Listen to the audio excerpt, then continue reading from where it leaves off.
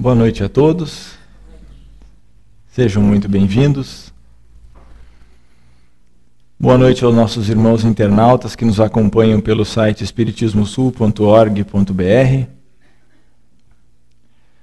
Gostaria de convidar a todos que possam fechar os olhos, relaxar, esquecer as atribulações que trazemos do dia e que possamos, em conjunto, elevar os pensamentos a Deus, a Jesus, a unir nossos corações em um só sentimento, agradecendo essa oportunidade de estarmos reunidos em Teu nome, Senhor. Obrigado por cada uma das oportunidades que nos proporciona na escola da vida. Intui-nos, Pai amado, a fim de que possamos transformar cada pedra do caminho no templo imperecível do Espírito imortal. Inspira-nos, Mestre amado Jesus,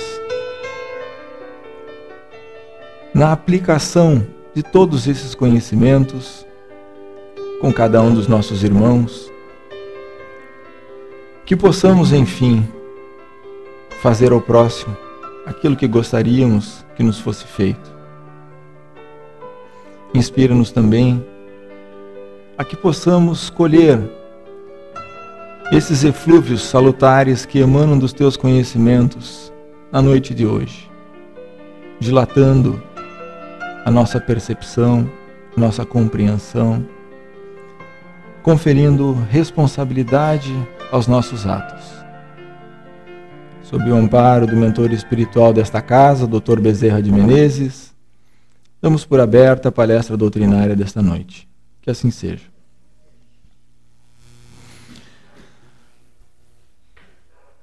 Assim como é de costume a doutrina espírita se posicionar frente a temas como aborto, suicídio, agora a corrupção mais evidente nos nossos noticiários, também a doutrina espírita tem todo um corpo de informações, todo um corpo doutrinário no que tange a sexualidade.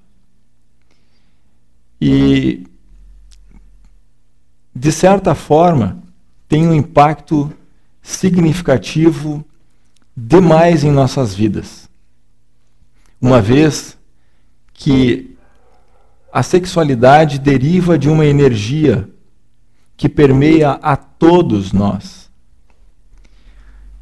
Portanto, diz respeito a todos e cada um de nós, que cada um possa desvendar por si próprio, com o seu entendimento, com a sua compreensão e construa o seu corpo de conhecimentos, a fim de que desenvolva o seu próprio discernimento, consequentemente, com suas responsabilidades perante esta energia, considerada como a energia que alavancou e impulsionou o surgimento e a evolução da humanidade na Terra.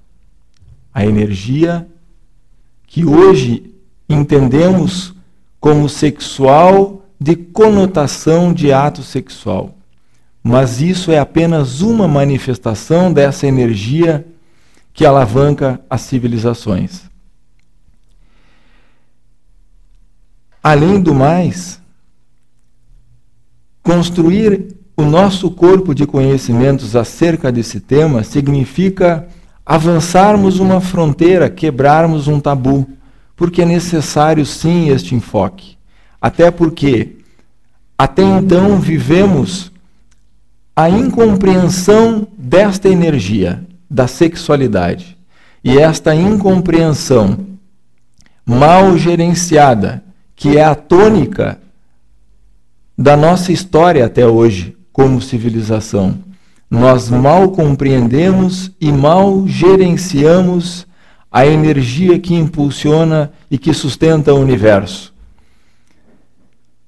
E por mal compreendermos e mal gerenciarmos, seja através das castrações impositivas que observamos em idades recuadas, como na Idade Média, onde se impunha um caráter sujo à comunhão sexual, ao ato sexual, era sujo.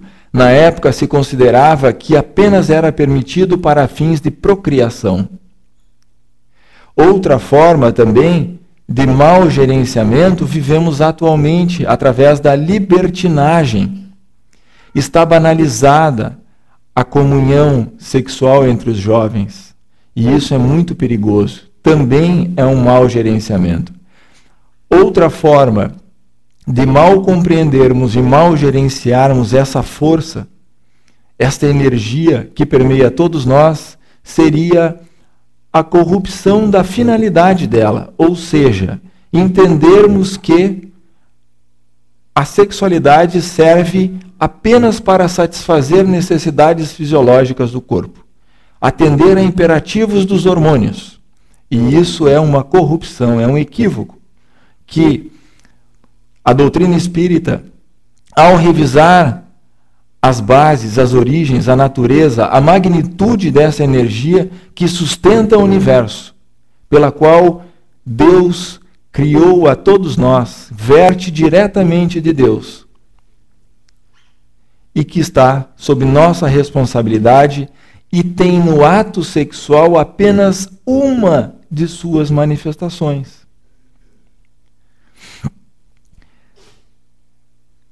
E talvez a pior consequência desta incompreensão seja o campo vasto que abrimos, talvez o maior campo pelo qual nós somos obsidiados espiritualmente, não só por nós mesmos na auto-obsessão, assim como espíritos que possam e efetivamente nos obsediam por nós gerenciarmos mal toda essa fonte energética, por não conhecermos sua origem, não compreendermos a sua magnitude, tampouco nos responsabilizarmos pelo seu devido emprego.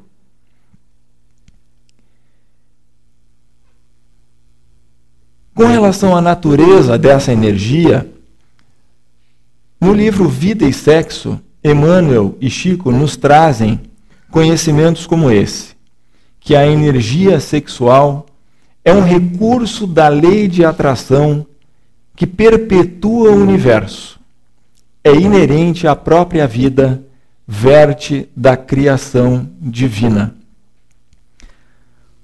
Analisando a natureza mais sublime dessa energia, ela é comparada, ela é remetida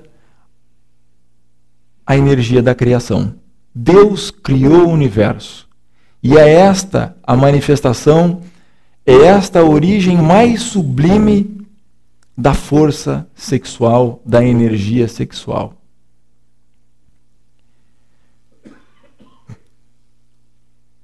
No livro Evolução em Dois Mundos, André Luiz e Chico, o benfeitor afirma que a localização real, sua real localização, não se acha no veículo físico, mas sim na entidade espiritual. Ou seja, a sede, a localização real desta energia, a força, a energia sexual, a sexualidade como energia criativa, que nos remete ao Criador, que verte do Criador e sustenta o universo, está no espírito e não está no veículo físico, não é do corpo físico.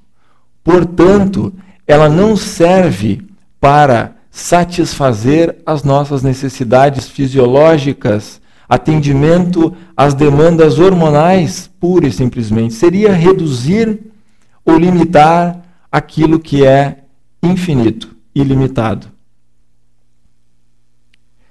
No Livro dos Espíritos, na questão 200, Kardec pergunta: tem sexo os espíritos? E é respondido: não como entendeis, ou seja, diferenciado em homem e mulher, diferenças estanques e pontuais. Há entre eles amor e simpatia, mas baseados na concordância de sentimentos.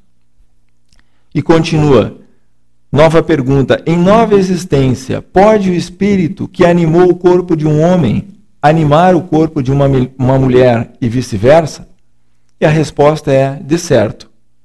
Certamente, são os mesmos espíritos que animaram os homens e as mulheres. Partindo dessas duas colocações e as afirmações anteriores, como que considera a energia sexual como vertente, como vertendo do próprio Criador, nós vemos que, se os espíritos não têm sexo, e se essa energia se localiza no espírito e não no corpo, nós depreendemos que elas não servem, essa energia não serve apenas para a procriação, tampouco apenas para atender necessidades fisiológicas. Sob esse raciocínio, essa energia nos capacita a responsabilidade de co-criadores do universo. Não apenas criadores de corpos, mas criadores de toda a obra no bem, do bom e do belo, no que tange a patrimônio do espírito, no que nos direciona à construção do amor acima de tudo, à evolução da ciência, ao trabalho dignificante, ao estabelecimento das relações familiares salutares. Tudo isso é movido por essa energia, impulsionado por essa energia. Então, mais uma vez, o aspecto da conjunção carnal que nós somos treinados a entender e a visualizar sempre que se fala de energia sexual é apenas uma manifestação, talvez a menor, de todas as possibilidades de construção que podemos ser motivados quando bem direcionarmos este princípio.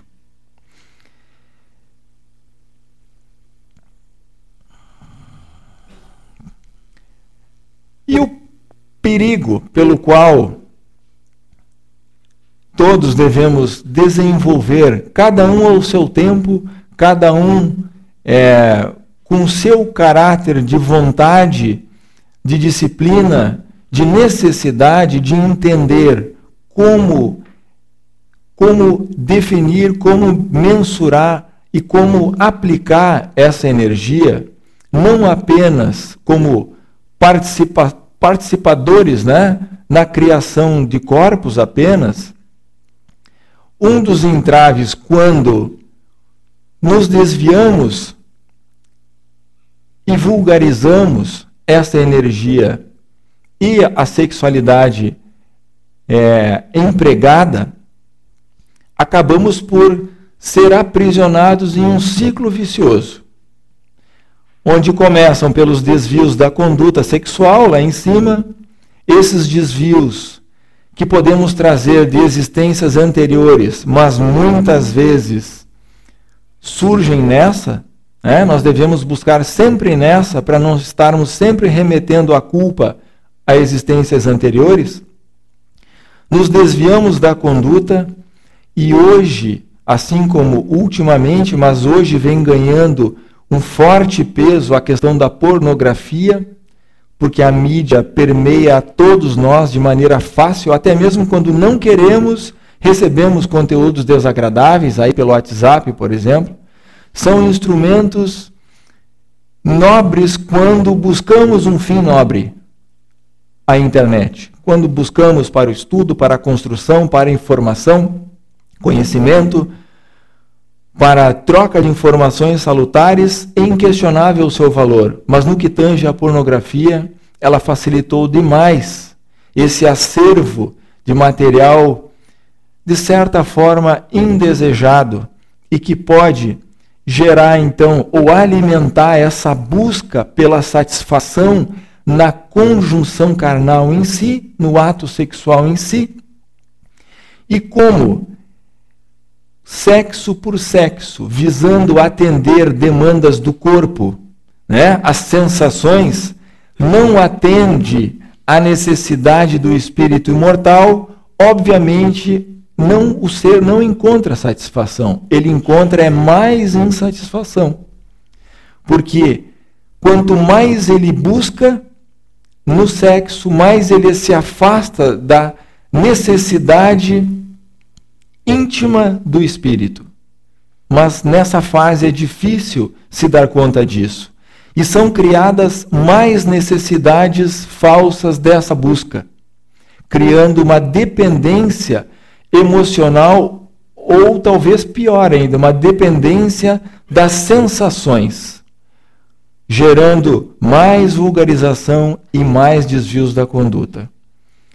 Esse é um ciclo, exemplo de um dos ciclos viciosos ou círculos viciosos em que nós mesmos, em algum momento, iniciamos, mas depois nos aprisionamos e esse aprisionamento é intensificado quando se instalam os processos obsessivos e nesse campo, sem dúvida, são os mais graves, aqueles que evoluem para a simbiose, as parasitoses, né? Aquelas obsessões que se perpetuam por existências, reencarnações sucessivas, com sérios prejuízos, danos ao ser, ao indivíduo, e que um dia, mais cedo ou mais tarde, terá que lutar para se desvencilhar, para se educar e se libertar.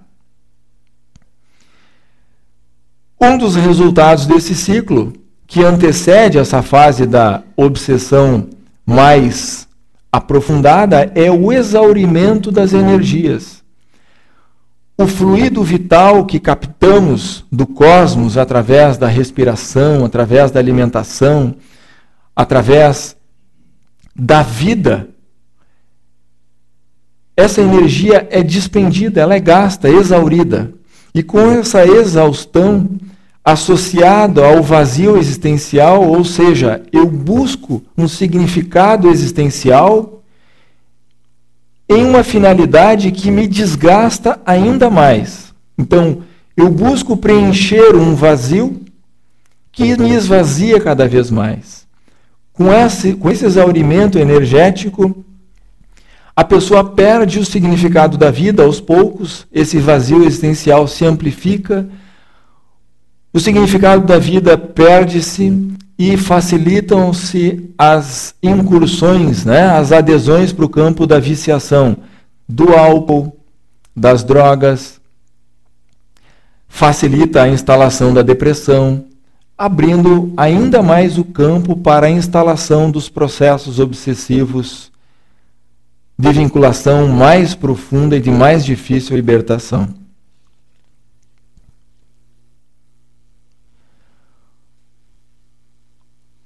A doutrina espírita não visa e não tem o propósito aqui do caráter impositivo, do caráter moralizador da boca para fora, assim como no passado as religiões já correram esse erro. Não é esse o nosso objetivo. Nosso objetivo é tecer sobre a natureza dessa energia, verte direto de Deus, sobre a magnitude dessa energia. É uma energia que sustenta o universo e, portanto, tem papel primordial na criação da vida e em sua expressão como um todo. O aspecto de participarmos na criação de corpos para espíritos encarnantes é apenas uma dessas manifestações.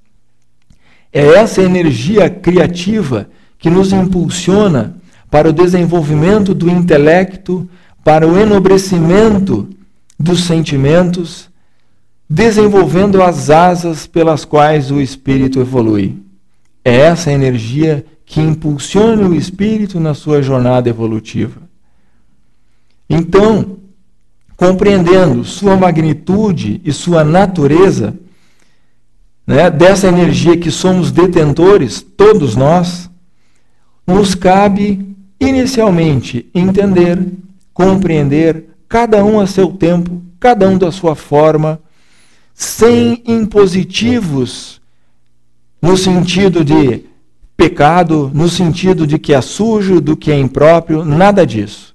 No sentido que devemos desenvolver o bom e correto direcionamento, recanalizando essa energia, no momento em que sabemos que podemos também direcioná-la, transmutá-la para essa finalidade sublime de criação em todos os setores da vida.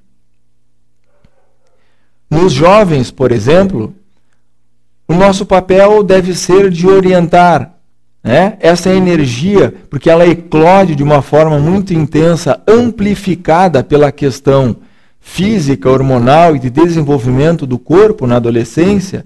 Nós podemos estimular a prática de esportes de forma regular e saudável, sem enveredar para os caminhos das competições desmedidas, mas a prática esportiva regular e salutar. Outro fator que contribui muito para o correto direcionamento na juventude é a evangelização, para que possamos esclarecer sobre todos esses aspectos, também sem um tom castrador, sem um tom impositivo, sem tentarmos condicionar, porque pode ser pecado, porque sabemos que o pecado não existe, nós estamos em uma jornada onde cometemos erros e acertos e nossa evolução se dá na medida em que aprendemos com os nossos próprios erros e também com os dos outros e vamos construindo o patrimônio de conhecimentos e sentimentos que o espírito tanto necessita para a sua evolução. Um estímulo adequado também à juventude é através dos estudos. Disciplina nos estudos. Organização, um direcionamento também no que tange às artes, a música, a pintura, enfim, tudo que cria, tudo que pode, tudo que tem uma finalidade criadora na vida ou também criativa, é o correto direcionamento dessa energia.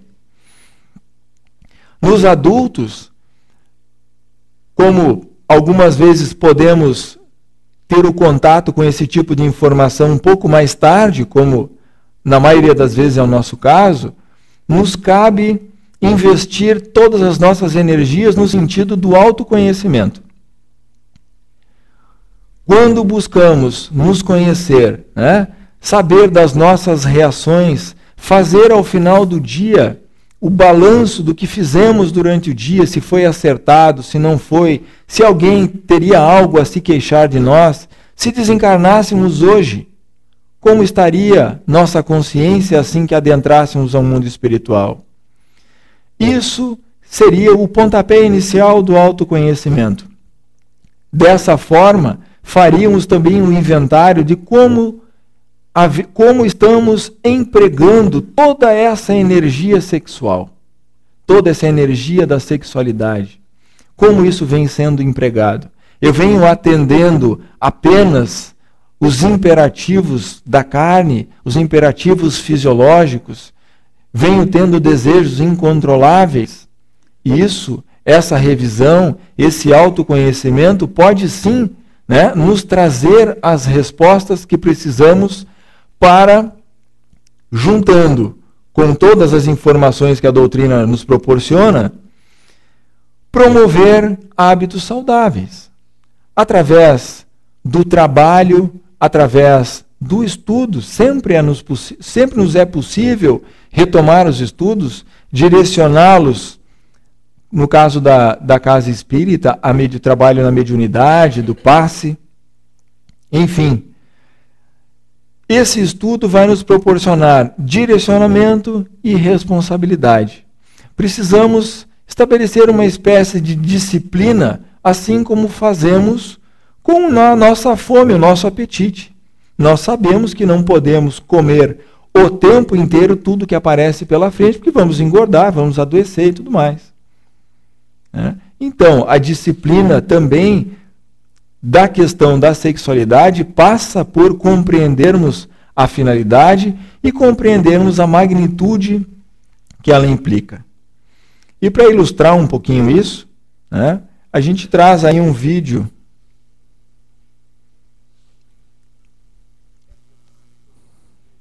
Deu, Paulo? Do padrão moral elevado, quando o psiquismo sexual não condiz com a anatomia corporal e a sublimação do desejo corporal, não traria o desequilíbrio emocional também?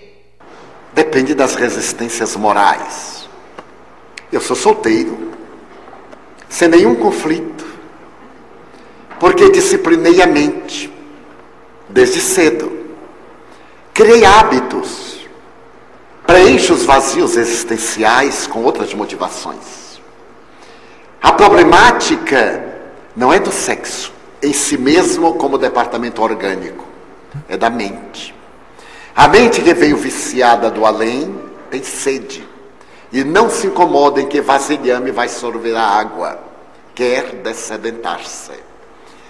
A sublimação de maneira nenhuma gera conflito, porque não é uma imposição que nós programamos para o corpo submeter-se. Como o próprio nome diz, é uma transformação de tendências. Mas o apóstolo Paulo já teve a oportunidade de abordar a questão.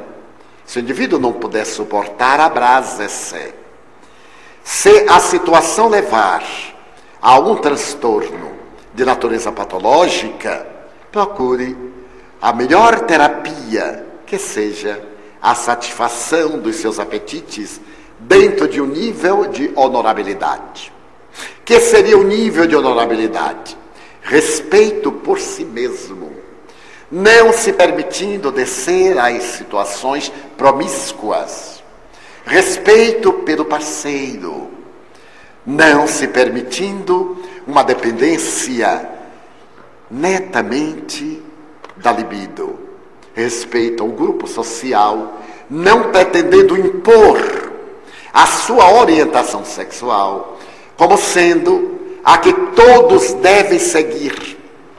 Porque invariavelmente, quando nós temos determinado tipo de comportamento e o consideramos normal e deve ser natural, desejamos consciente ou inconscientemente que o mundo mude para estar do nosso lado, quando os outros têm também os seus comportamentos e as suas orientações sexuais.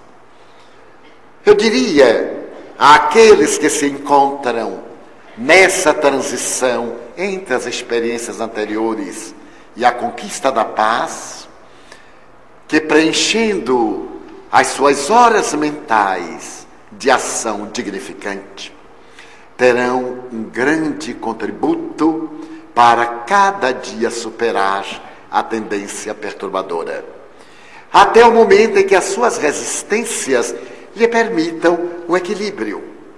No dia quando encontrar o amor lhe dirá a melhor maneira de comportar-se. O amor e não a paixão. O amor e não o desejo. O desejo tem a rapidez do combustível que vai queimado nas labaredas da ansiedade. O sentimento é o estado de plenificação que dura quando passa o apetite. Normalmente eu coloco a questão nos seguintes termos. A pessoa é casada, o homem, e apresenta-se-lhe um câncer prostático. Faz uma cirurgia radical. A partir desse momento, muda-se-lhe a reação orgânica. Como estava ele exercitado na função sexual do intercurso, e agora esse intercurso, por razões ponderáveis dos hormônios, já não pode acontecer, o que fazer? Enlouquecer? Há milhões de indivíduos nessa situação. A mulher que fica viúva, ou o homem, como comportar-se? É uma questão de hábito mental. Também nós outros, aqueles que estamos solteiros, que optaram pela postura eunuco.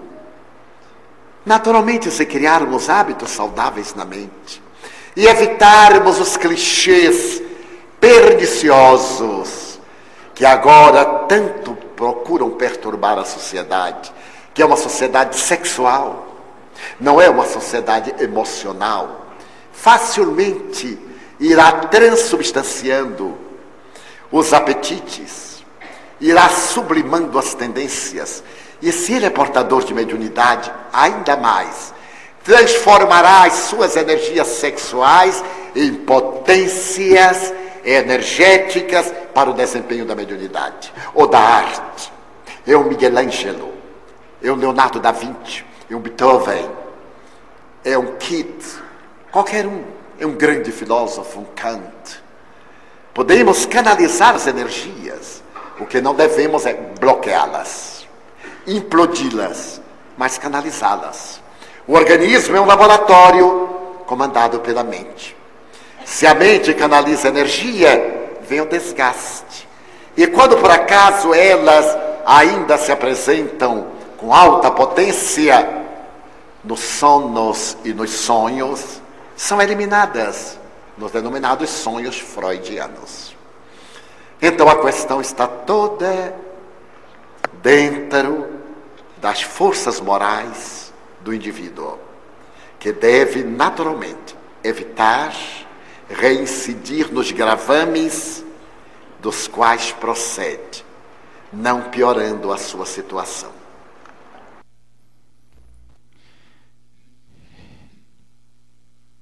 E para concluir, no mesmo livro já citado anteriormente, Vida e Sexo, Emmanuel nos traz que, à medida que a individualidade evolui, no entanto, passa a compreender que a energia sexual envolve o impositivo de discernimento e responsabilidade em sua aplicação, e que por isso mesmo deve estar controlada por valores morais, e não puramente ou apenas físicos, hormonais, fisiológicos, que lhe garantam o emprego digno, seja na criação de formas físicas, asseguradora da família, ou na criação de obras beneméritas, na evolução e burilamento da vida no planeta. Afirmam alguns benfeitores que, ultrapassada a fase de reencarnação ou de diferenciação entre sexo masculino e feminino, quando estivermos angelicais sem distinção de sexos, nos ligaremos ao Criador e ao universo através dessa energia. E podemos ver, através dessa afirmação, a amplitude dessa energia que apenas agora se encontra limitada por nós, limitada por nosso equívoco e equívoco de interpretação na criação de corpos e atendendo necessidades fisiológicas.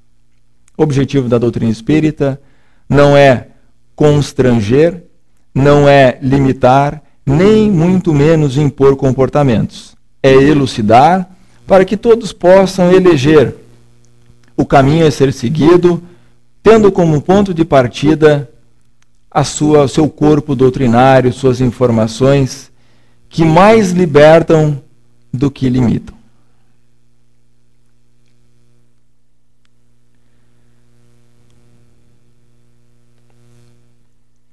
Convido a todos, então, que possamos, em conjunto, já com os pensamentos elevados a Deus e a Jesus,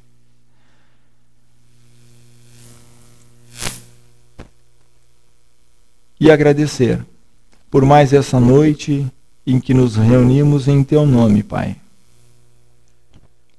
Permita-nos, Senhor, que possamos armazenar de alguma forma o conteúdo sublime que emana da espiritualidade maior, que possamos, com o passar do tempo, aprender com nossas próprias experiências, com nossas próprias tentativas de erros e acertos, somados a todo o cabedal de conhecimentos proporcionados pela doutrina espírita, e construir a nossa parcela de discernimento, disciplina e responsabilidade no que tange ao manejo, no que tange à compreensão maior, mais sublime, mais ampla da energia que movimenta e que sustenta o universo. Permita-nos, Pai, a intuição e a certeza de que sempre podemos recomeçar. Basta o imperativo da nossa própria vontade. Sob o amparo do benfeitor, mentor espiritual desta casa, Dr. Bezerra de Menezes,